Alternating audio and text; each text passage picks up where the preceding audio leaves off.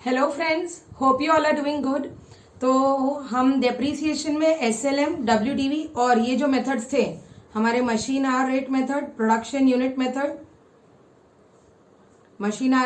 Production unit method, depletion method, ये देख चुके थे। हमारा एक और मेथड बचा हुआ था which is sum of the years of digit method. तो पहले ये कर लेते हैं, फिर आगे की बात करते हैं।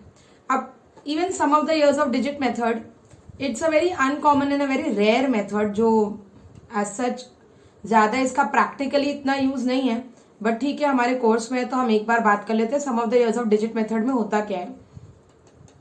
पहले मैं आपको फॉर्मूला बता देती हूँ और फिर एक एग्जाम्पल लेके विल सॉल्व।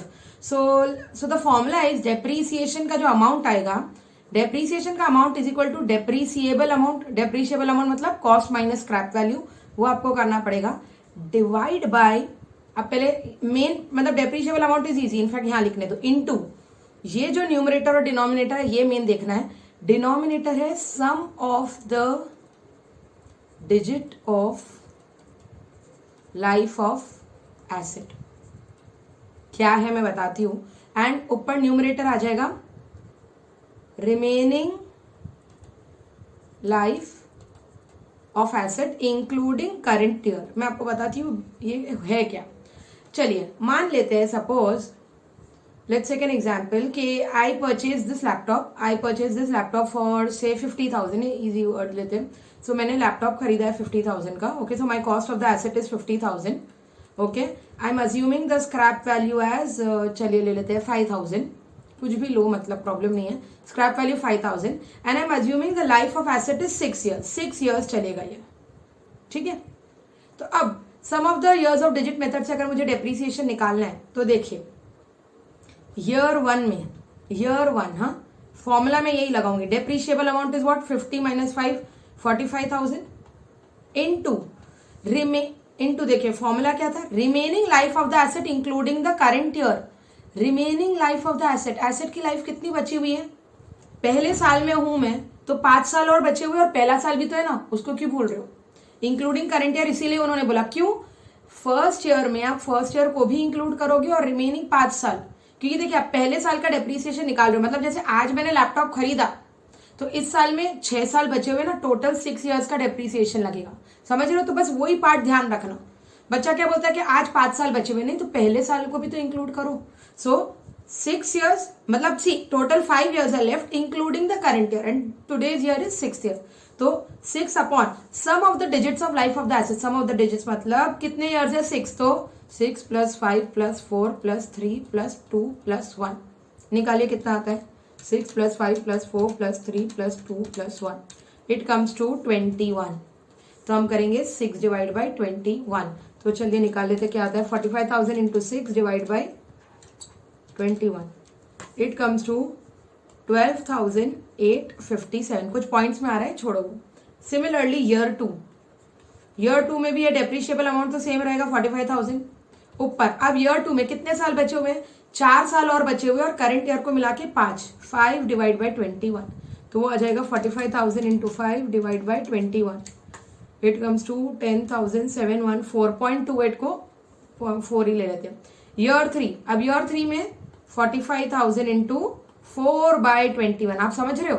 तो देखो कैसे हुआ, ईयर 1 में आपने न्यूमरेटर 6 लिया, ईयर 2 में न्यूमरेटर 5 लिया, ईयर 3 में न्यूमरेटर 4 लिया, ईयर 4 में न्यूमरेटर आप 3 लोगे, ईयर 5 में आप न्यूमरेटर 2 लोगे, और ईयर 6 में लास्ट ईयर जो बचा हुआ था आप न्यूमरेटर 1 लोगे। ऐसे करके आप डेप्रीसिएशन कैलकुलेट करोगे in case of sum of the years of digit method. अब एक बात, अब ये जो sum of the years of digit, ये जो 6 + 5 + 4 + 3 + 2 + 1 किया ना हमने, सपोज लाइफ 20 होती तो अब 20 + 19 + 18 + 17 + 16 + 15 ऐसा करते तो यर there is a formula, the formula is n into n + 1 divide by 2। मतलब ये जो sum of the years of digit निकालने हैं ये मैं डायरेक्टली इस फॉर्मूला से निकाल सकती हूँ। तो देखिए करके देखते हैं, 6 इंटू 6 + 1 डिवाइड बाई 2। अरे बच्चों नॉर्मल मैथ्स का रूल, पहले ब्रैकेट सॉल्व करो, 6 + 1 is 7, 6 into 7 divide by 2, 6 into 7 is 1, 7 6 are 42 divide by 2 comes to 21, समझे। तो 21 वही आया हमारा भी। तो ये तो ठीक है 6 ईयर्स था तो 6 + 5 + 4 + 3 + 2 + 1 कर दिया, बट नॉर्मली जब वो सम ऑफ द डिजिट्स आपको करना है आप डायरेक्टली ये फॉर्मूला लगा लोगे n × n + 1/2। सिमिलरली ये जो न्यूमरेटर है ना, इसके लिए भी मैं आपको एक चीज बताऊं तो ऐसा हम कर सकते हैं कि कितने लाइफ बचे हुए हैं, मतलब कौन से ईयर का पूछा उन्होंने। सपोज उन्होंने सेकेंड ईयर का पूछा, ठीक है, सपोज उन्होंने सेकेंड ईयर का पूछा तो हम क्या बोलेंगे, जितनी लाइफ बची हुई है, कितनी लाइफ बची हुई है सेकेंड ईयर में, तो 5 ईयर्स बचे हुए हैं, 5 + 2 - 1, नहीं ईयर 2 में है तो 4 ईयर्स बचे हुए, राइट। आप सेकेंड ईयर में हो तो 4 साल बचे हुए, ठीक है, पहला साल खत्म हो गया, सेकेंड ईयर खत्म हो गया, तो आप करोगे 4 प्लस सेकेंड ईयर में थे 2 - 1, तो देखिए 4 + 2 - 1 करके कितना आ जाएगा, 4 + 2 6 - 1 = 5, और वही हमारा भी आया यहाँ पे 5, ठीक है। तो ठीक है, आप नॉर्मली याद रखेंगे, बस आपको इतना ध्यान रखना है कि हम जो भी ईयर का लेंगे उसमें करंट ईयर भी एक 1 भी हम ऐड करेंगे, वो मत भूल जाए, ठीक है। So this is sum of the years of digit method, actually वो इतना ही है, ठीक है। तो एक बार एक क्वेश्चन इससे कर लेते हैं और फिर आगे बढ़ते हैं। Now when I come on to the notes, अच्छा एक बार पढ़ लो, sum of the years of digit method annual depreciation is cost minus estimated value, ये तो हमें पता है, depreciable amount into remaining life of asset including the current year upon sum of the years of digit, और sum of the years of digit उन्होंने भी formula दिया n × n + 1/2 where n is the life of the asset। Okay चलिए अब इसके हम एक question ले लेते हैं। आज सब मिसलेनियस टॉपिक्स हम करने वाले, बहुत सारी चीजें छोटी छोटी इस वीडियो में डिस्कस होगी। ये वाला क्वेश्चन देखिए, question number 6, Messrs Rajkumar and company purchased a machine for ₹2 lakh. Estimated useful life and scrap value were 10 years and 12,000 respectively. The machine was put to use on 1st January 15. Show machinery account and depreciation account in their books for the year 15-16. From the year 15 to 17, मतलब 3 साल का आपको machine account और depreciation account बनाना है। Like I have told you, अभी तक मैंने जो डिस्कस किया है, हमने अकाउंटिंग का एक ही तरीका देखा है अभी तक, जहां हम सिर्फ डेप्रीसिएशन अकाउंट बनाते हैं और मशीन अकाउंट बनाते हैं। तो आपने देखा होगा कौन सा भी मेथड यूज कर लो, अकाउंटिंग ट्रीटमेंट तो सेम है, ओनली हर मेथड से आपका डेप्रीसिएशन का अमाउंट डिफरेंट आ रहा था, ठीक है। इस मेथड से भी कर लेते हैं, तो इधर ही बना देती हूँ यार मैं, यार नहीं चलो वहीं पे ही बनाती हूँ, but I am not making the entire format and all. Let us quickly make a machine account, अपना सिंपल टी अकाउंट बना रही हूँ मैं, डेबिट क्रेडिट, और नीचे बना लेते हैं डेप्रीसिएशन अकाउंट, या तो चलो इधर ही साइड में बनाते हैं डेप्रीसिएशन अकाउंट, डेबिट क्रेडिट, ठीक है। अब बोला क्या उन्होंने, 2 लाख की मशीन खरीदी, एस्टिमेटेड एंड स्क्रैप वैल्यू 12,000, और ईयर्स कितने, 10 ईयर्स, ठीक है। सो अभी देखिए डेप्रीसिएशन फॉर ईयर 1 जब हम करेंगे, पहले चलो क्योंकि हमको अकाउंट बनाना है तो 1st Jan 15 को पहले तो मशीन खरीदी होगी। 1st Jan 15 को मशीन कितने में खरीदी, machine account debit to bank, amount is 2 lakhs, okay. Then बस और तो कुछ है ही नहीं क्वेश्चन में, तो सीधा 31 दिसंबर को आ जाइए 2015। तो बाय डेप्रीसिएशन आपको कैलकुलेट करना पड़ेगा एज ऑन 31 दिसंबर 15। तो वो कैसे आ जाएगा, सम ऑफ द डिजिट मेथड से। पहले सम ऑफ डिजिट्स निकाल लेते हैं, सम ऑफ डिजिट्स, यहाँ पे 10 ईयर्स है यूजफुल लाइफ, तो 10 × 10 + 1 divide by 2, 10 × 11 110 divide by 2 which comes to 55, ठीक है। अब ईयर 1 का डेप्रीसिएशन कैसे आ जाएगा, ईयर 1 का डेप्रीसिएशन विल बी, एक मिनट इधर ही सब लिख लो, देखो डेप्रीसिएबल अमाउंट कितना है वो भी लिख लेते हैं। Depreciable amount is equal to 2 lakh - 12,000, 2 lakh - 12,000 comes to I think 1,88,000 आएगा ना, देख लेते हैं। 2 लाख - 12,000 गिव्स यू 1,88,000, ठीक है।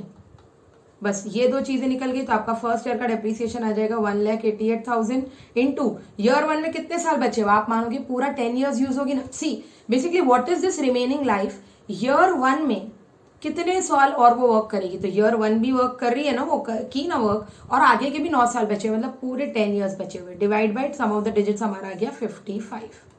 तो आपकी वैल्यू आ जाएगी 188 divide by 55 into 10, it is coming to 3428, 0.18 को 3428 ही रहने देते हैं, 3428. I hope I've done it properly. 1,88,000 divided by 55 into 10 years. वही मैं बोलूँ, कुछ तो मिस्टेक लग रही थी. 3418. वो इतना छोटा अमाउंट आ कैसे सकता है? 34,182. ये आया हमारा ईयर 1 का डेप्रीसिएशन. एंट्री सिंपल है, डेप्रीसिएशन अकाउंट में डेबिट टू मशीन अकाउंट. 34,182. ठीक है, बस ये पीएनएल में चले जाएगा. आई एम श्योर अब आप लोग को ये सब आता है, इसमें कोई प्रॉब्लम नहीं है. वही 34,182 ये ईयर फिनिश हुआ और इसका बैलेंस कैरी डाउन होगा by balance carry down. 2 lakh minus 34,182 equal to 165818. ये फिर नेक्स्ट ईयर 1 Jan 16 में 2 बैलेंस ब्रॉट डाउन 165818. ठीक है, again by depreciation 31 December 16 by depreciation. अब कितना आ जाता है डेप्रीसिएशन नेक्स्ट ईयर में? तो क्या हमें return down value opening balance से कोई लेना देना है? नहीं. डेप्रीसिएशन ईयर 2 का भी वही 188,000 इंटू 9 बाय 55. तो आप करेंगे 1,88,000 divide by 55 into 9. It will come to 30,764. ले लो 764. ठीक है, ये नेक्स्ट ईयर का डेप्रीसिएशन 30,764. अगेन आपका बाय बैलेंस कैरीड डाउन आ जाएगा और यहाँ पे 2 मशीन आ जाएगा 30,764 और ये चले जाएगा बाय पीएनएल में. तो मैं इसकी अकाउंटिंग अब वापस नहीं बताऊँ तो आई होप चलेगा आप लोग को. आई एम श्योर आपको ये समझ में आ रहा होगा. सिमिलरली ईयर 3 साल का आपको बोला है डेप्रीसिएशन अकाउंट बनाने का, अरे मशीन अकाउंट और डेप्रीसिएशन अकाउंट बनाने का. तो ठीक है, डेप्रीसिएशन ऑफ ईयर 3 188,000. ईयर 3 मतलब ये 2015 था, ये 2016 था और ये 2017 का डेप्रीसिएशन आ जाएगा 188 इंटू 8 बाय 55. तो 1,88,000 डिवाइड बाय 55 इंटू 8 करोगे, that comes to 27,345. Okay, this is sum of the years of digit method. एक ऐसा ही क्वेश्चन मॉड्यूल में भी है, एक बार वहां से भी देख लेते हैं. आई होप कि वो accounting is not a problem. ठीक है, चलिए अब एक बार मॉड्यूल के क्वेश्चन पे आ जाते हैं. थोड़ा उसको शॉर्ट करके मैं नीचे जाती हूँ, it will be easier for me. Module में sum of the years of digit method, अच्छा इधर ही है. See sum of the years of digit method का जो राइटअप है वो आप पढ़ लीजिए. हम ये इलस्ट्रेशन 3 कर रहे हैं अभी, ध्यान दीजिए. Messrs. Akash purchased a machine for rupees 10 lakh. Estimated useful life and scrap value were 10 years and 1,20,000 respectively. Okay, तो useful life है 10 years, 1,20,000 scrap value और machine की cost 10 lakh. The machine was put to use on 1 Jan 2010. Show machinery account and depreciation account in their books for 2015 by using some of the digits method. Again आपने अगर notice किया होगा तो module के question में एक क्या बात होती है, शुरुआत से नहीं पूछा जाता है. आपको सिर्फ 2015 का अकाउंट बनाना है. तो 2015 का अकाउंट बनाना है, ठीक है, बट हमें ओपनिंग बैलेंस तो चाहिए होगा ना, करेक्ट. तो देखिए एक काम करते हैं, इसकी मैं आपको वर्किंग नोट इधर ही बता देती हूँ. तो हमने मशीन खरीदी, एक मिनट, 10 ईयर्स है. 10 ईयर्स है तो सम ऑफ द डिजिट आ जाएगा, हमने अभी निकाला था 55 आ जाएगा. 10 into 10 plus 1 11/2. Sum of digits is equal to 55. ठीक है, दैट इज कहाँ से आया, 10 इंटू 10 प्लस 1 डिवाइड बाई 2. आप करके देख लो, 55 आ जाएगा. ठीक है, अब 2010 में मशीन ली, 2010 में डेप्रीसिएशन कितना लगा होगा? सो 2010 में डेप्रीसिएशन लगा होगा 10 लाख माइनस 1,20,000. 10 लाख माइनस 1,20,000, 8,80,000. वो मैं पहले ये सब लिख लेती हूँ क्योंकि डेप्रीशिएबल अमाउंट भी बार बार लगेगा ना मुझे. Depreciable amount is equal to 8,80,000. Once I am done with all this, फिर मेरे लिए इजी है. नाउ डेप्रीसिएशन में निकाल रही हूँ. For the year 2010 it is equal to 8,80,000 divide by 55 into 10 years. पूरे 10 साल चलेंगे. फिर 2011 की बात करें तो वो क्या आ जाएगा, 8,80,000 डिवाइड बाय 55 इंटू 9. फिर 2012, फिर 2013, एक मिनट, 8,80,000 upon 55 into 8. Then What's wrong with this? Then 2013 is 8,80,000 divide by 55 into 7.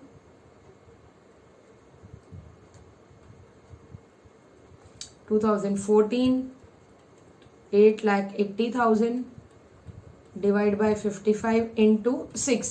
2014 तक, मतलब देखिए आपको 2015 की बुक्स बनानी बोली है, बट अभी तक जो 5 साल 10, 9, 8, 7, 6 इतना डेप्रीसिएशन लग चुका है, इतने साल हो चुका है, तो वो मुझे डेप्रीसिएशन माइनस करना पड़ेगा. क्यों? Cost minus depreciation gives you the book value. No, आपको ओपनिंग वैल्यू चाहिए ना. 2015 में ओपनिंग बैलेंस कितना है, तो या तो आप पूरा अकाउंट बनाते हैं, बट उसकी क्यों जरूरत है, सिर्फ 2015 का अकाउंट बोला है हमें बनाने को. तो आपको एटलीस्ट डेप्रीसिएशन कैलकुलेट करना इज अ मस्ट. अच्छा, अब मैं आपको पहले इंडिविजुअली बता देती हूँ. तो देखिए इंडिविजुअली कितना आएगा, 8,80,000 डिवाइड बाय 55 इक्वल टू 16,000. अब इंटू 10 आ गया 1,60,000. Then 9 equal to 1,44,000. Then 8 equal to 1,28,000. 7 equal to 1,12,000. 6 equal to 96,000. और फिर 2015 का भी निकाल लेते, क्योंकि 2015 का डेप्रीसिएशन करना तो है ही हमें. So that is 8,80,000 divide by 55 into 5 equal to 80,000 2015 का आएगा. ठीक है, तो आपका अभी तक how much is the total depreciation which is charge on this asset. तो चलिए कर लेते हैं. 1,60,000 प्लस 1,44,000 प्लस 1,28,000 प्लस 1,12,000 प्लस 96,000. तो अभी तक 6,40,000 डेप्रीसिएशन चार्ज हो चुका है. दैट मीन्स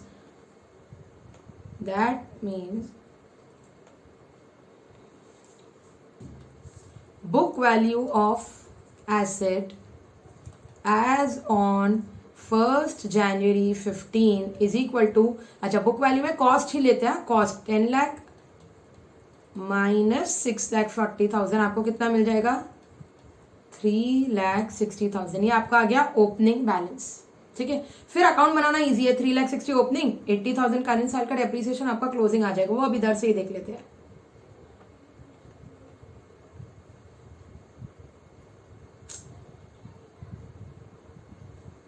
देखिए ये देखिए ओपनिंग बैलेंस आया 3,60,000, करंट ईयर का आया डेप्रीसिएशन 80 और क्लोजिंग बैलेंस आ गया. तो आई होप इसमें आपको कोई इशू नहीं है. तो अब आपको समझा 3,60,000 क्यों इंपॉर्टेंट है. In every question please pay attention कि कब मशीन खरीदे और हमको कौन से साल का अकाउंट बनाना है, क्योंकि जिस साल का अकाउंट बनाना है सिर्फ उसका ही ओपनिंग बैलेंस आपको पता होना चाहिए. अच्छा, एक और चीज आपको बता दो. अभी देखो यही करने का तरीका आपने देखा कि हर जगह मेरा ये पार्ट सेम था. 8,80,000 divide by 55 was same, right. तो ये जो 6,40,000 इसको लाने का एक तरीका ऐसा भी था. मैंने पहले शॉर्टकट इसलिए नहीं बताया क्योंकि आप कंफ्यूज नहीं हो. लॉन्ग कट से भी आंसर राइट आता है, जबकि अगर आप कंफ्यूज होते तो लॉन्ग कट ही करो. Never go for shortcuts. अब आपको ऐसा करके बता दिया और आपको मैं बता रही हूँ कि ये पार्ट हर जगह सेम आ रहा है. तो आप क्या कर सकते थे, you could have done depreciation from 2010 to 2014. ऐसे 5 साल है, 2010, 11, 12, 13, 14. तो depreciation comes to 8,80,000 divide by 55 into, आप सीधा कर सकते थे 10 प्लस 9 प्लस 8 प्लस 7 प्लस 6. आप ऐसा 10, 9, 8, 7, 6 ये इसको ऐड करके भी आपको करके देखो. 10 प्लस 9 प्लस 8 प्लस 7 प्लस 6 कितना होता है, 40 होता है. तो 8,80,000 into 40 upon 55. 8,80,000 into 40 upon 55. 8,80,000 into 40 upon 55 exact 6,50,000 आ रहा है. ऐसे भी आपको डेप्रीसिएशन मिल जाता.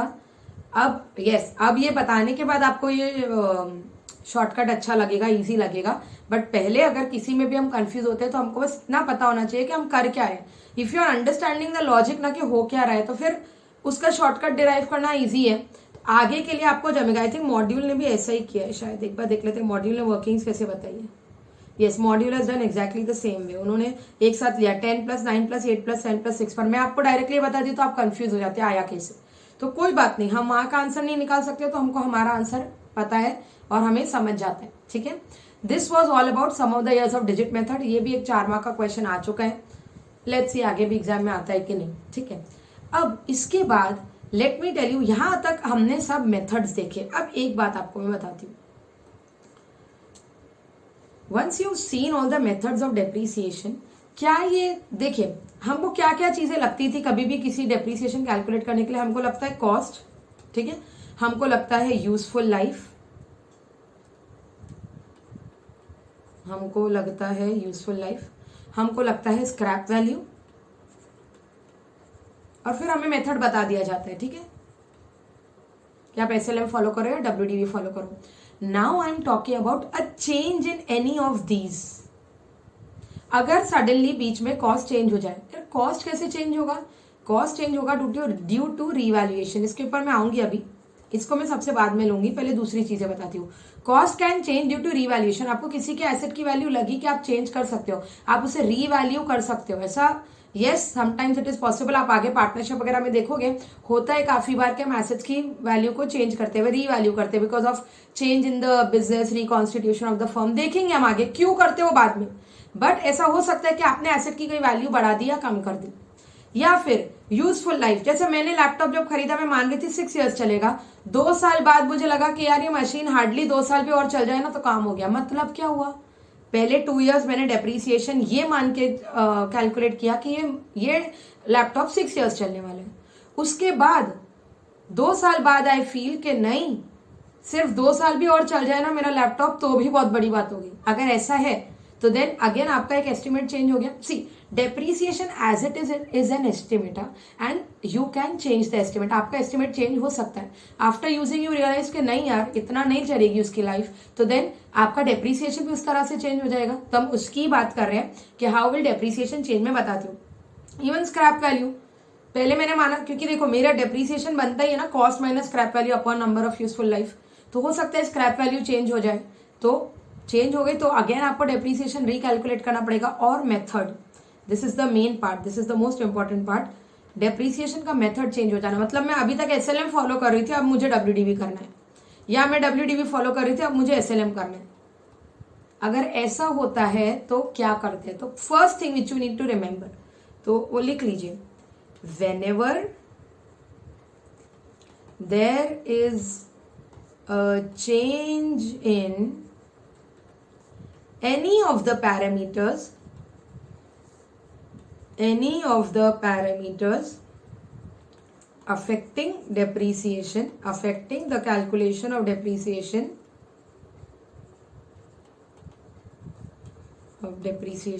comma, then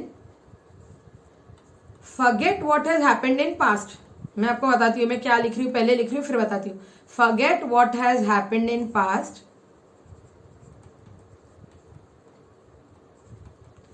take the WDV और द बुक वैल्यू। WDV मतलब ये नहीं कि मैं WDV मेथड फॉलो कर रही हूँ। WDV मेथड जब फॉलो करना होगा I clearly use the word method. WDV मतलब book value. Take the WDV और हाँ of the beginning of the year where change has occurred, where change has occurred, and apply new depreciation henceforth। इसे बोला जाता है prospective effect. ये सब जो मैंने लिखा है मुझे पता है कि खाली मेरे लिखने से आपको नहीं समझ रहा, मैं आपको बताती हूँ मैंने सब क्या लिखा है। इसे बोला जाता है प्रोस्पेक्टिव इफेक्ट। मतलब मेरा लैपटॉप का एग्जाम्पल लेते हैं, देखिए I tell you what is happening. Suppose I bought a laptop, I bought it for a cost of 60,000। जब मैंने 60,000 पे खरीदा था, मैं मान रही थी मेरी स्क्रैप वैल्यू 0 है, मैं मान रही थी कि नंबर ऑफ ईयर्स चलेगा 6 ईयर्स, और मैं कैलकुलेट कर रही हूँ एसएलएम से, ठीक है। ये ओरिजिनली था और ऐसे मैंने 2 साल अप्लाई भी किया। तो सपोज मैंने 2018 में ये लैपटॉप खरीदा, तो 2018 में मैंने क्या किया, 60 माइनस 0, 60,000 अपॉन 6 ईयर्स। 1 साल का डेप्रीसिएशन मेरा कितना आया, 2018 का डेप्रीसिएशन आया 10,000। 2019 का भी डेप्रीसिएशन आया 10,000। अब मैं 2020 में हूं एंड आई रियलाइज कि नहीं, मेरा लैपटॉप तो सिर्फ 2 ही साल और चलेगा। तो देखिए, एज सच मेरे माइंड में क्या था कि अभी और 4 साल चलना है, but now what I am saying कि अच्छा, और 2000 ओपनिंग 2020 की बिगिनिंग में बात करूं तो मेरे book value of the laptop कितना है? Book value of laptop is 60 minus 20, 20,000 अभी तक डेप्रीसिएशन चार्ज कर चुके हैं। 60 minus 20 comes to 40,000, right? Book value of laptop 40,000 है, but now what I am saying that my number of years will just be 2 years, not 4 years. Rest I am not changing anything. मैं SLM ही रहने दे रही हूँ, scrap value अभी भी 0 मान रही हूँ। या चलो एक काम करते हैं, यहाँ पे ना स्क्रैप वैल्यू भी ले लेते हैं। स्क्रैप, और मैं मान रही हूँ कि 2 साल बाद जब मैं बेचूंगी ना तो स्क्रैप वैल्यू मिलेगा मुझे लेट्स से 4,000। तो देखिए क्या हुआ, अगर ऐसे ही चल रहा होता तो कॉस्ट 60 था, रिमेनिंग लाइफ जो बची हुई थी वो कितनी थी? रिमेनिंग लाइफ थी 4 years, स्क्रैप वैल्यू था 0, बट मैंने चेंज कर दिया। मैंने कहा कि ठीक है, कॉस्ट अब WDV में लूंगी 40,000, रिमेनिंग लाइफ 4 से अब हो गई सिर्फ 2, और स्क्रैप वैल्यू हो गई 4,000। तो अब हम क्या करेंगे, मेरा बोलना है जो ऊपर हो गया उसको छोड़ा, आप उसको चेंज नहीं करोगे। 2 साल आपने 10,000 लिया, ठीक है, लेकिन आज और आज के बाद आप वैल्यू चेंज कर दोगे तो अब मेरा डेप्रीसिएशन 2020 में कितना आएगा? इसके हिसाब से आएगा 40,000 माइनस 4,000 अपॉन 2।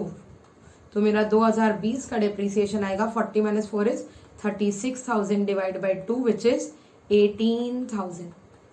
एंड सिमिलरली मेरा नेक्स्ट ईयर 21 में भी आ जाएगा 18,000। आप समझे मैं क्या बोल रही हूँ? So when ever there is a change in a method. अच्छा, अब ये यहाँ पे मेथड नहीं चेंज हुआ, यहाँ पे क्या हुआ, कोई तो चीजें चेंज हुई, बट मेरा बोलना है मेथड चेंज हो या कोई भी चीजें चेंज हो, आपको एक सिंपल चीज करनी है। अभी तक जो हुआ है उसे ऐसे ही कैलकुलेट करो। जिस साल में वो चीजें चेंज हो रही है, या तो कॉस्ट चेंज हो रहा है, या स्क्रैप वैल्यू चेंज हो रहा है, या मेथड चेंज हो रहा है, या 2-3 चीजें साथ में चेंज हो रही है, वॉट एवर द केसेस, वो जिस साल में चेंज हो रहा है उसके ओपनिंग WDV निकाल लो कि अब बुक वैल्यू फिलहाल इतनी है, और जो भी चेंज है उसके हिसाब से वापस डेप्रिसिएशन कैलकुलेट कर लो, सिंपल। ठीक है, I you guys getting it? Questions करेंगे उसको समझने के लिए, बट आपको ये पॉइंट समझा कि जो मैंने लिखा, so see what I wrote. Whenever there is a change in any of the parameters affecting the calculation of depreciation, then forget what has happened in past. पहले जो हुआ है उसको ठीक नहीं करना है आपको जाके, वो भी ठीक था। See, the entire depreciation concept is based on an estimate. तो पहले तो मैंने यही एस्टिमेट किया था 6 साल चलेगा और उस हिसाब से डेप्रीसिएशन किया। I am not wrong, the entire depreciation is on judgement. तब मेरा जजमेंट ये था, अब तो 2 साल यूज करने के बाद आई रियलाइज कि मेरा जजमेंट तो एकदम रॉन्ग निकला है। तो ठीक है, हमने याद है फर्स्ट चैप्टर थियोरेटिकल फ्रेमवर्क में बोला था change in accounting policy is possible. Consistency concept में मैंने आपको बताया था कि वैसे you have to be consistent, but a change is possible if you feel that it results in a better presentation of your financial statements. Correct ना? तो यहां मुझे लग रहा है कि नहीं यार, बेटर प्रेजेंटेशन तो यही है कि 2 साल भी चल जाए और 2 साल में उसका खर्चा बांट दूं, 6 साल तक तो रहेगा ही नहीं मेरा लैपटॉप। मान रहे हो, समझ रहे हो? तो उन्होंने बोला take the WDV of the beginning of the year. WDV मतलब book value, beginning of the year where change has occurred and apply new depreciation henceforth नए तरह से फिर depreciation लगाओ और अप्लाई कर दो। ठीक है, तो चलिए ऐसे भी कुछ क्वेश्चन देखते हैं। इट इज सिंपल, आपको समझ में आ जाएगा। फिर मैं रिवैल्यूएशन वाला पार्ट आपको बताती हूँ। 2 minutes। सो हमारा sum of the use of digit method हो गया, ये सब production unit method, machine hour method हो गया था। इसके मॉड्यूल के questions are really very easy, you can just try it on your own. हमारा ये वाला प्रॉफिट और loss on sale of disposal हो गया था। ये देखिए, change in method of depreciation, ये वाला पार्ट पढ़ते हैं अभी। हाँ, मैंने मेथड के बारे में, हाँ पहले मेथड, चलो यही पार्ट पढ़ते हैं, अच्छे से पढ़िए। The depreciation method applied to an asset should be reviewed at least at each financial year end and if there has been a significant change in the expected pattern of consumption of the future economic benefits embodied in the asset, the method should be changed to reflect the change pattern. If there is a significant change, whenever any change in depreciation method is made, such change in method is treated as change in accounting estimate as per accounting standards. Its effects need to be quantified and disclosed. A change in accounting estimate may affect the current period only or both the current period and future periods. Let us see an example. Cost of machine 10,50,000, residual value 50, useful life 10 years. The company charges depreciation on straight line method for first 2 years. तो देखिए पहले 2 साल में SLM के हिसाब से depreciation कितना charge किया होगा? 10,50,000 minus 50 is 10 lakh divide by 10 years, मतलब 2 साल डेप्रीसिएशन चार्ज किया होगा 1 lakh and 1 lakh, that is 2 lakh, 1 lakh per annum. तो आफ्टर 2 years मशीन की बुक वैल्यू कितनी थी? मशीन की बुक वैल्यू थी 10 लाख 50 माइनस 2 लाख। हाँ प्लीज बच्चों, सिर्फ 10 लाख माइनस 2 लाख मत करना। Scrap value is there just for the calculation. आपने कभी भी देखा कि इतने क्वेश्चन हमने अभी तक कर लिए जस्ट स्क्रैप वैल्यू अकाउंटिंग में आई हूं? नहीं, वो भी तो सिर्फ एक एस्टिमेट था। मुझे लग रहा है 10 साल बाद 50,000 में बिकेगा। तो आफ्टर 2 years मशीन की वैल्यू कितनी है? 10,50,000, 10,50,000 minus depreciation for 2 years is 2 lakh, it becomes 8,50,000। Okay, अब देखते हैं। Company charges depreciation on straight line method for first 2 years and thereafter decides to adopt written down value method by charging depreciation at 25% calculated based on useful life। अच्छा, ये एक अच्छी बात है, उन्होंने हमको डिटेल्स नहीं दी, उन्होंने डायरेक्टली हमको WDV का रेट दे दिया। आप सीधा रेट लगा लो। You are required to calculate depreciation for the 3rd year। तो देखिए 3rd year के लिए आपका WDV बचा ही कितना है? 8,50,000 बचा हुआ है। 3rd year का डेप्रीसिएशन आप डायरेक्टली 8,50,000 का 25% कर दोगे and 3rd year depreciation will come to 2,12,500। Are you all able to understand? पहले जो हो गया वो राइट है या रॉन्ग है नहीं सोचना है। पहले जो हो गया, जिस साल में चेंज हो रहा है उसका ओपनिंग बुक वैल्यू निकालो एसेट का, और फिर जो रिवाइज्ड, जैसा भी वो लोग क्वेश्चन में बोलेंगे जो जो चेंज हुआ है रिवाइज चीजों को अप्लाई करके आगे के डेप्रीसिएशन निकालो। अच्छा, क्वेश्चन में ध्यान देना, अभी यहाँ पे तो 3rd year का ही डेप्रीसिएशन पूछा उन्होंने। कभी कभी वो लोग क्या बोलते हैं कि 2 साल बाद चीजें चेंज की, calculate the depreciation for 4th year। तो 3rd year आप माइनस करके फिर बुक WDV निकालोगे, फिर 4th year का कैलकुलेशन करोगे। ठीक है, दैट इज इट। अब इसका एक इलस्ट्रेशन 11 है, हम पहले ये देख लेते हैं। Let us C. Messrs Anshul commenced business on 1st January 11 when they purchased a plant and equipment for 7 lakh. They adopted a policy of charging depreciation of 15% per annum on diminishing balance basis and over the years the purchase of plant have been as follows। अच्छा, तो पहले तो ये एक machine खरीदी थी, इसको M1 बोल सकते हैं। फिर एक और एक मशीन खरीदी 1st Jan 12 को 1,50,000 की, और मशीन 3 1st Jan 15 को खरीदी M3। ओके, ऑन 1 Jan 15, अच्छा इसी दिन पे 1st January 15, मतलब 2014 तक चीजें अलग है। It was decided to change the method and rate of depreciation to SLM basis on this date. अच्छा, मेथड भी चेंज करना है WDV से SLM, और रेट भी चेंज करना है। On this date remaining useful life was assessed as 6 years for all asset purchase before 1st Jan 15। 1st Jan 15 के पहले कितने एसेट आपने खरीदे हैं? आपने M2 और M1 खरीदा है, तो इन दोनों की लाइफ वो लोग बोल रहे हैं it is assessed as 6 years, आगे के लिए 6 years, and 10 years for the asset purchase on 1st Jan 15 with no scrap value. अच्छा, स्क्रैप वैल्यू कुछ भी नहीं है, स्क्रैप वैल्यू नील है। डेप्रीसिएशन एज पर SLM में मुझे cost minus scrap divide by number of years चाहिए, क्योंकि रेट नहीं दिया उन्होंने। ठीक है, तो ठीक है, कॉस्ट मुझे मैं निकाल लूंगी WDV से, स्क्रैप वैल्यू नील है, और ये 2 साल का 6 years वो लोग बोल रहे हैं, और M3 का वो लोग बोल रहे हैं 10 years। ओके, फिर आगे क्वेश्चन क्या है पहले पढ़ लेते हैं अच्छे से। Calculate the difference in depreciation to be adjusted in plant and equipment account for the year ending 31st December 15। तो बेसिकली हमको year ending 31st December 15 का हम प्लांट एंड इक्विपमेंट अकाउंट ही बना लेते हैं, तो हमें चीजें समझ में आ जाएगी। ठीक है, 2015 का हमें अब प्लांट एंड इक्विपमेंट अकाउंट बनाना है। इन्होंने भी शायद वही बनाया ना। हाँ। अब देखिए, मेरा क्वेश्चन यही वाला इंपॉर्टेंट है, तो मैं इसी को ही खोल के रखती हूँ, बट इसको अच्छे से मैं अपने नोट्स में करती हूँ। So we are on illustration 11।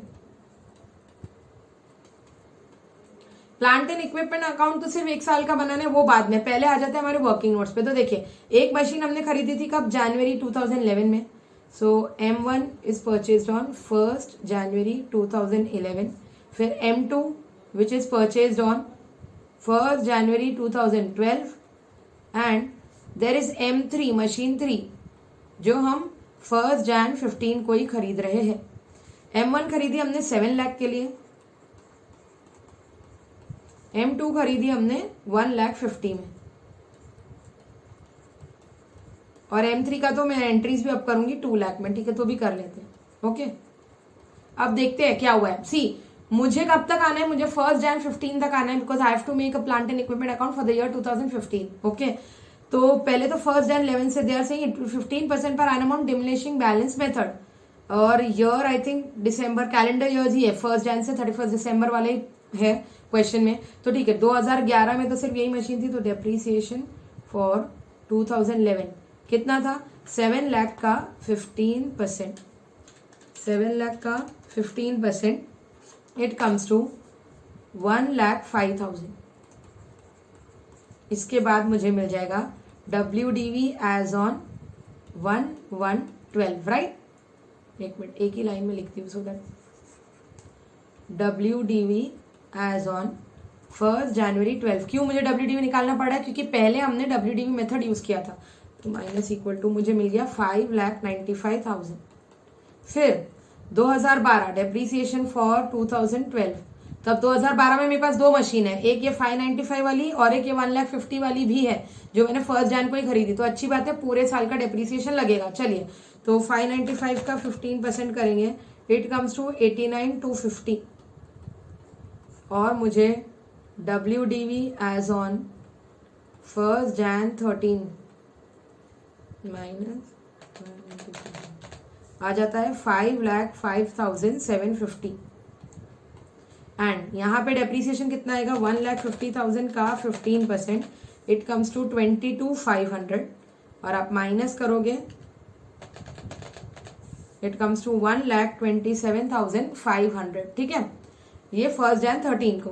फिर डेप्रीसिएशन फॉर 2013 निकालेंगे, सो 127,500 का 15% कम्स टू 19,125, और WDV आ गई 1,08,375। This is WDV as on 1/1/14, and similarly यहाँ पे देख लेते हैं 5,05,750 इंटू 15% कम्स टू 75,862.5, तो यार उसको राउंड ऑफ ही कर दो, 75,863 कर दिया मैंने, 75,863 माइनस करेंगे 5,05,750, आई गेट 429,887, ठीक है। अच्छा, मुझे 2015 तक आना है, तो 2014 का भी डेप्रीसिएशन 15% पे लगा होगा, डेप्रीसिएशन फॉर 2014, तो दैट कम्स टू 64,483 माइनस करके बैलेंस कितना आता है, प्लस 429,887, तो मुझे WDV एज ऑन 1/1/15 कितना मिल रहा है, 3,65,404, ठीक है। और इसका कर लेते हैं 1,08,375 का 15% कम्स टू 16,256, 16,256, और मैं माइनस करूंगी 1,08,375 से, तो मुझे मिल जाएगा 92,119। बेसिकली 2015 का मुझे प्लांट एंड इक्विपमेंट अकाउंट बनाना है पहले तो 2015 तक मेरी ये दो मशीन की वैल्यू, मतलब अब मैं चलिए साइड में ही प्लांट एंड इक्विपमेंट अकाउंट बना लेती हूँ, प्लांट एंड इक्विपमेंट अकाउंट, वही आप proper date particular LF amount, date particular LF amount लिखोगे। अब आपने देखा होगा धीरे धीरे आपको फॉर्मेट्स अच्छे से बनाने हैं, बट अभी हमारा मेन एम क्या है, सम्स मतलब समझने की चीजें, तो फॉर्मेट आप ध्यान देंगे, मैं सिर्फ अमाउंट के लिए ऐसे बना लेती हूँ। तो सी 1 Jan 15 को मेरा 2 बैलेंस ब्रॉट डाउन कितना रहेगा बताइए, तो 1 Jan 15 को मेरा 2 बैलेंस ब्रॉट डाउन रहेगा, ये दोनों का total, this plus this, which comes to, it is coming to, यहाँ ही लिख लेती हूँ नीचे, 4,5,7,5,2,3, ठीक है।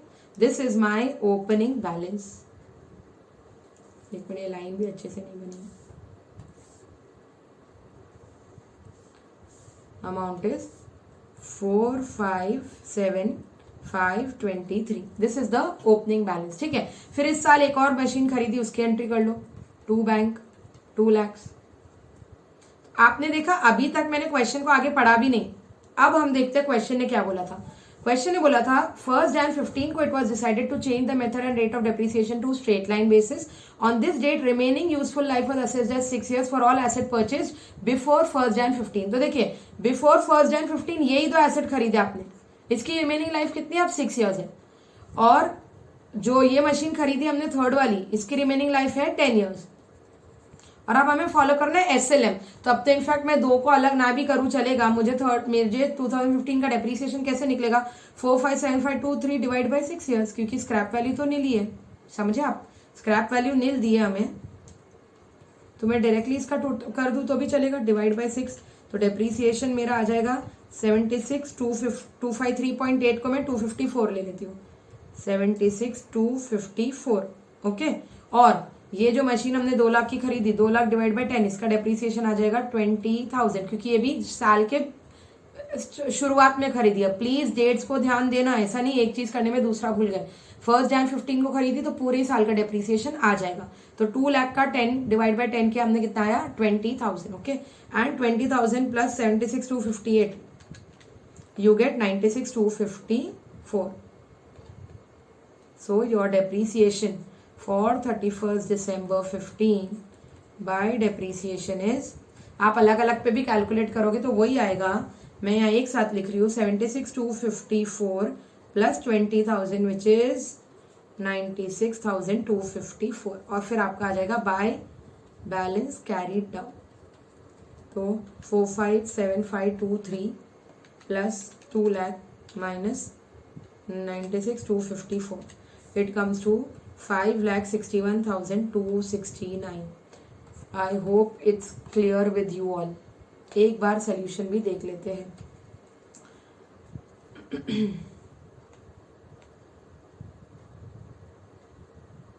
Just a second.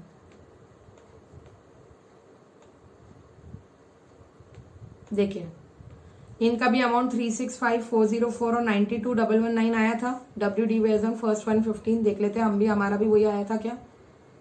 Yes, 365,404 and 92,119। उसके बाद इन्होंने इंडिविजुअली निकाला है, हमने टोटल निकाल लिया 96,253, हमारा भी आ गया 96,254। अभी वो 1 रुपए के लिए मत रोना, ठीक है? और हमारा भी बैलेंस आ गया 561,270, हमारा 561,269, ठीक है? 269 या 270 does not matter. So did you understand? अच्छा, change in method of depreciation is important ना from exam point of view. तो इससे रिलेटेड मैंने थोड़े टफ क्वेश्चन मेरे नोट्स में दिए जो हम करेंगे अभी आगे। पहले मॉड्यूल में ही आगे देख लेते हैं और क्या क्या है चेंज से रिलेटेड क्वेश्चन। इजी पार्ट हम अभी कर रहे हैं। Revision of the estimated useful life of property plant and equipment. तो वही और बोले कि लाइफ भी अगर चेंज होगी तो क्या? चलिए सीधा इलस्ट्रेशन देखते हैं। A machine costing ₹6 lakh is depreciated on straight line basis assuming 10 years working life and nil residual value for 3 years। Okay, मतलब 6 लाख की मशीन खरीदी, स्क्रैप वैल्यू 0 माना, हमने माना 10 साल चलेगी, ऐसे 3 साल हमने डेप्रिसिएट कर दिया। The estimate of remaining useful life after third year, third year के बाद का आपको WDV निकालना पड़ेगा, was reassessed at 5 years। Calculate depreciation for the 4th year. तो देखिए, पहले 6 लाख का मशीन था, स्क्रैप वैल्यू 0 था, डिवाइड बाय 10, तो आपने हर साल कितना डेप्रिसिएशन लगाया? 60,000। तो WDV आफ्टर 3 ईयर कितना आएगा आपका मशीन का?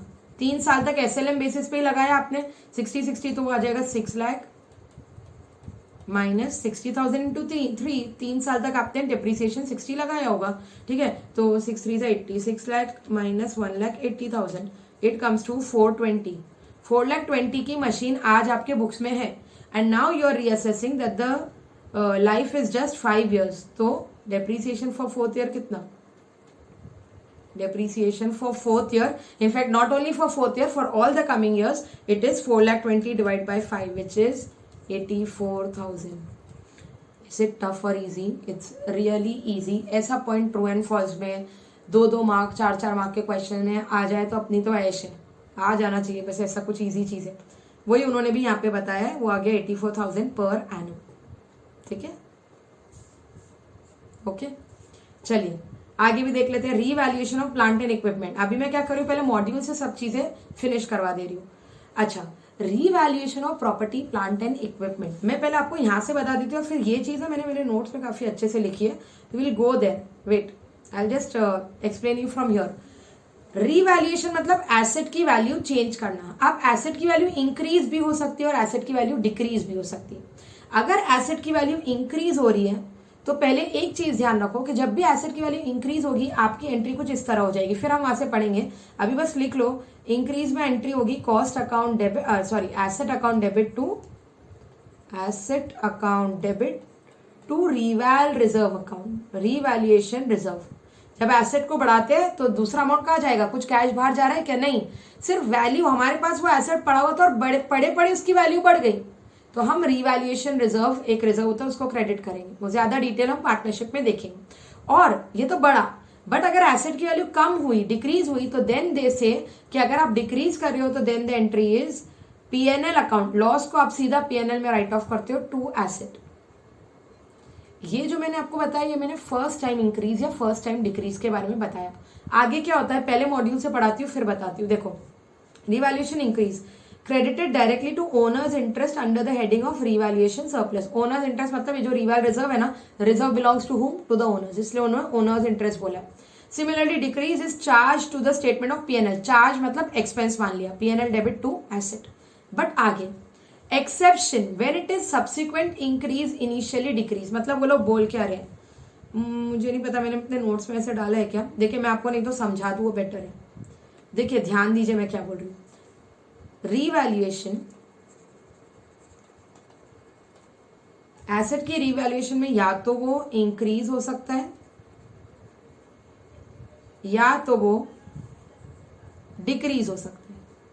ओके, अब जब एसेट पहली बार फर्स्ट टाइम की बात करें, फर्स्ट टाइम अगर इंक्रीज होगा तो आपकी एंट्री हो जाएगी asset account debit. Again what I am teaching your to you is you know it's theoretical, question देखोगे आप उससे ज्यादा इजी है, लेकिन अभी हमारी मॉड्यूल में ये सब चीजें कवर्ड है तो हमें उसे अच्छे से समझ के पढ़ना जरूरी है। Asset account debit to reval reserve अगर इंक्रीज हुआ तो, और अगर डिक्रीज हुआ तो हमने बोला कि सीधा पीएनएल में चार्ज कर दो, PNL account debit to asset, क्योंकि एसेट की वैल्यू कम करना है तो एसेट क्रेडिट, ठीक है, एसेट बढ़ाना है तो एसेट डेबिट।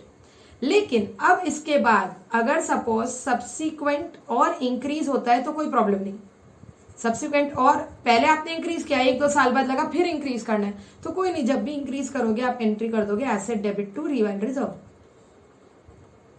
बट अगर आपको सब्सिक्वेंट डिक्रीज करना है, सपोज मैंने इंक्रीज किया, 1-2 साल बाद मुझे लगता है कि मैं डिक्रीज करूं, तो देन व्हाट दे से इज अगर आपको सब्सिक्वेंट डिक्रीज करना है तो जो आपने पहले रिवैल रिजर्व क्रेडिट किया था ना, पहले उतना अमाउंट को रिवर्स कर दो, उसके बाद भी अगर आपको और डिक्रीज करना है तो फिर आप पीएनएल में चार्ज करो। मतलब व्हाट आई वांट टू से, सपोज मैंने एसेट को इंक्रीज किया था 50,000 से, सपोज।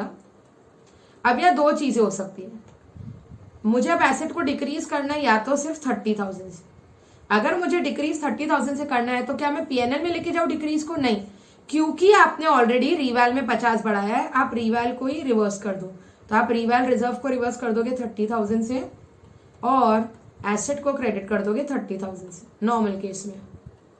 बट सपोज आपको डिक्रीज 60,000 से करना है, इन दिस केस अगर आपको डिक्रीज 60,000 से करना है तो फिर रिवैल को मैक्सिमम आप कितना रिवर्स कर सकते हो, रिवैल में था ही 50,000 तो इतना ही रिवर्स कर सकते हो, राइट। तो 50,000 रिवैल रिवर्स कर दिया, उसके अलावा अब पीएनएल में लेके चले जाओ, पीएनएल डेबिट कर दो 10,000 to asset. Do you guys, are you guys able to understand क्या बोलना चाह रही हूँ। एसेट की वैल्यू 60,000 कम कर दी, यही चीज उन्होंने मॉड्यूल में लिखी है, मैंने आपको सम के साथ बताया, देखो पढ़ते। उन्होंने क्या बोला है, exception when it is subsequent increase initial decrease, पहले अगर डिक्रीज था ना, मतलब इसको सब्सिक्वेंट डिक्रीज नहीं बोलना चाहिए, हाँ चलो वैसे भी चलेगा। Recognise in the statement of PNL to the extent that it, नहीं ये वाला पार्ट है। Exception when it is subsequent decrease initial increase, पहले अगर इंक्रीज था और फिर डिक्रीज किया, हम ये वाले पॉइंट पे, अगर पहले आपने इंक्रीज किया, मेरा ये क्वेश्चन में क्या है, ये फर्स्ट टाइम इंक्रीज है, ये फर्स्ट टाइम डिक्रीज है, फर्स्ट टाइम इंक्रीज के बाद अगर मैं सब्सिक्वेंट डिक्रीज करी हूं तो देखो, decrease should be debited directly to owners interest under the heading revaluation surplus to the extent of any credit balance existing in the revaluation surplus. पहले हम डेबिट किसको करेंगे, वैसे डेबिट तो पीएनएल को करना था, लेकिन हम अगर पहले इंक्रीज किया है तो हम पहले रिवैल को ही डेबिट करेंगे पहले, क्योंकि जब इंक्रीज किया था तो रिवैल क्रेडिट हुआ था ना, अब रिवैल ही डेबिट होगा। अगर उसके अलावा और ज्यादा डिक्रीज है तो फिर पीएनएल में जाएगा, ठीक है। सिमिलरली डिक्रीज में भी मैं आपको ऐसे ही करके बता दूं कि सपोज हमने एसेट को डिक्रीज किया था से सपोज 40,000 से। अब और डिक्रीज करना है तो कोई प्रॉब्लम नहीं, और डिक्रीज करना है तो आपकी एंट्री हो जाएगी P&L debit to asset. But again इसमें भी यही बोलते हैं, अगर वो लोग और इंक्रीज करना है, if you want to increase then first thing, अगर आपको इंक्रीज करना है से सपोज 30,000 से, अगर इंक्रीज 30,000 से करना है तो आपने जो P&L में पहले लॉस माना था ना उसको ही रिवर्स करो। तो अब आप एसेट को डेबिट करेंगे, जब भी इंक्रीज होता है एसेट डेबिट टू P&L कर देंगे 30 से। लेकिन अगर आपको इंक्रीज 60 से करना है तो आपने P&L में लॉस कितना बुक किया था, 40 किया था ना, तो 40 आप रिवर्स तो देखिए एसेट डेबिट तो 60 हो जाएगा, P&L में 40 रिवर्स हो जाएगा, क्योंकि जितना आपने पहले डेबिट किया उतना ही आप P&L में अब क्रेडिट कर सकते हो 40। रिमेनिंग कहाँ चले जाएगा, रिवैल रिजर्व में 20। वही चीज इधर लिखी हुई है। Recognize in the statement of profit and loss to the extent that it reverses a revaluation decrease of the same asset previously recognized in the statement of P&L. P&L में बताएंगे to the extent of how much, जितना पहले, जैसे जितना पहले debit किया था इतना अभी क्रेडिट कर दो, उसके अलावा और है तो फिर रिवैल में डालो। इतना डिटेल में भी शायद नहीं पूछेंगे, but I would suggest you all to copy this जो मैंने आपको बताया। ये first time increase reval reserve credit होगा, first time decrease P&L debit होगा। लेकिन अगर फर्स्ट टाइम इंक्रीज है और सब्सिक्वेंटली डिक्रीज किया तो क्योंकि रिवैल रिजर्व अकाउंट आपने बनाया था उसी को ही रिवर्स कर दो। हाँ, उसके अलावा और डिक्रीज करना है तो फिर P&L में डालो। सिमिलरली पहले अगर आपने डिक्रीज किया था तो आपने P&L में लॉस बुक किया था, खर्चा माना था। अब अगर आप इंक्रीज कर रहे हो तो वही जो लॉस माना था ना उसको वापस रिवर्स कर दो यार, वो रिवर्स कर दो, और उसके अलावा और अगर इंक्रीज कर रहे हो तो फिर रिवैल रिजर्व में डालोगे। ठीक है, तो एक और एक क्वेश्चन दिखता है मॉड्यूल का, वो भी देख लेते हैं। इलस्ट्रेशन 13 देख लेते हैं। चलिए, illustration 13 says that a machine of cost rupees 12 lakh is depreciated straight line assuming 10 years working life and zero residual value for 3 years. At the end of third year the machine was revalued upwards by 60,000. upwards मतलब बड़ी, by 60,000 ना, मतलब 60,000 से बड़ी। The remaining useful life was reassessed at 9 years. तो आप यहाँ देखेंगे यहाँ पे दो चीजें चेंज हुई है, यहाँ पे कॉस्ट वैल्यू भी चेंज हुई और रिमेनिंग यूजफुल लाइफ भी चेंज हुई। देखिए मैं आपको बताती हूँ, तो सिंस यहाँ पे मेरे पास जगह नहीं, इस साइड पे आपको बताती हूँ, ध्यान से सुनो अच्छे से। मशीन की कॉस्ट पहले कितनी थी, 12 लाख, ठीक है, जीरो रेसिडुअल वैल्यू था और 10 years वर्किंग लाइफ थी, और हमने अ machine is depreciated straight line पे डेप्रिशिएट किया कितना, at the end of third year, मतलब 3 साल तक आपने इस हिसाब से डेप्रिसिएट किया होगा। 1 साल का डेप्रिसिएशन आया 1,20,000, राइट, तो 3 years का डेप्रिसिएशन आ जाएगा 1,20,000 इंटू 3, 3,60,000, मतलब WDV at end of third year या start of fourth year. WDV at the end of third year is how much? 12 lakh minus 3,60,000. It is coming to 8,40,000. ये है value अपनी। अभी अगर देखो तो 8,40,000 और रिमेनिंग लाइफ कितनी है 7। लेकिन अब उन्होंने क्या बोला, हमने इसकी वैल्यू अपवर्ड्स कर दी 60,000 से, मतलब after revaluation value of asset is how much now, value of asset is equal to 8,40,000 plus 60,000 which gives you how much, 9 lakh. Are you guys able to understand? यहाँ पे कंफ्यूज मत होना। 8,40,000 में मैंने क्या किया, 60,000 और ऐड किया, ठीक है, तो आ गया 9 लाख। अच्छा, रिमेनिंग लाइफ भी अलग है, रिमेनिंग लाइफ इज 9 years। तो अब आपको क्या लगता है, हेंस फॉर डेप्रिसिएशन कितना आ जाएगा, हेंस फॉर डेप्रिसिएशन मैंने आपको ये बोला है जो पहले हुआ है इसको आप भूल जाओ, खाली ये WDV तक आना इंपॉर्टेंट था। अब WDV में मैंने पहले तो वैल्यू बढ़ा दी, 60,000 बढ़ा के 9 लाख हो गया, और 9 lakh divide by 9 years, depreciation for 4th year will be 9 lakh divided by 9 which is 1 lakh per year. Okay, this is my depreciation per annum. उनका भी सोल्यूशन वही है, देख लेते हैं। Depreciation per year charge for 3 years was 1,20,000. WDV of the machine at the end of third year were 8,40,000. Depreciable amount after revaluation is 9 lakh, 60,000 add किया। Remaining useful life as per previous estimate was 7 years, but new estimate क्या है हमारा 9 years, तो 9 lakh divide by 9, 1 lakh. Okay, so change in method of depreciation as such is easy. जब change होता है उसके पहले की WDV तक सही से आ जाओ, जैसे आप हमेशा करते आते हो, फिर जो साल में चेंज हुआ तब चेंज अप्लाई कर दो। ये सब मॉड्यूल में इजी क्वेश्चंस थे, बट यस अपने नोट्स में मैंने कुछ थोड़े ज्यादा क्वेश्चंस लिए ऐसे अलग से। आई वुड से कि वो मैं ही आपके साथ करूंगी, तो नेक्स्ट वीडियो में हम change in method of depreciation के कुछ थोड़े हटके अलग क्वेश्चन देंगे। And the most important part, अभी तक मैंने आपको बताया, अगर आपको याद है, अकाउंटिंग फॉर डेप्रिसिएशन एक होता है without provision for depreciation account, जो हमने अभी तक किया। एक भी क्वेश्चन हमने विद प्रोविजन फॉर डेप्रिसिएशन नहीं किया है, वो अब हम करेंगे। Practically with provision for depreciation account he entries होनी चाहिए, रियल लाइफ में ज्यादा इंपॉर्टेंट है, ज्यादा उसका प्रैक्टिकलिटी है। बट आप देखोगे आपके मॉड्यूल में अभी तक एक भी इलस्ट्रेशन में provision for depreciation account word नहीं आया, सीधा एक प्रैक्टिकल प्रॉब्लम में आया है। तो उसके पहले हम उसे अच्छे से डिस्कस करेंगे and then we'll do that practical question also. Okay, till then take care. और अभी तक आपका डेप्रिसिएशन चैप्टर एज सच बोलो तो इलस्ट्रेशन वाइज तो खत्म हो चुका है। मैंने आपको बताया एन्युटी और सिंकिंग फंड मेथड आपको नहीं है। एक और चीज मुझे देखने दो, अगर आप लोग की पुरानी मॉड्यूल्स है, हाँ, आप देखोगे कि मॉड्यूल में ना इसके बाद भी आपको एक provision for repairs and renewal वाला पार्ट दिखेगा मॉड्यूल में, वो भी it is no more in the course, तो वो भी कट किया हुआ है, ठीक है, इसलिए मैंने यहाँ लिया नहीं है। ओके, चलिए, take care, see you all. आज as such there is no homework, but अभी तक जो है उसको ही रिवाइज कर लेंगे।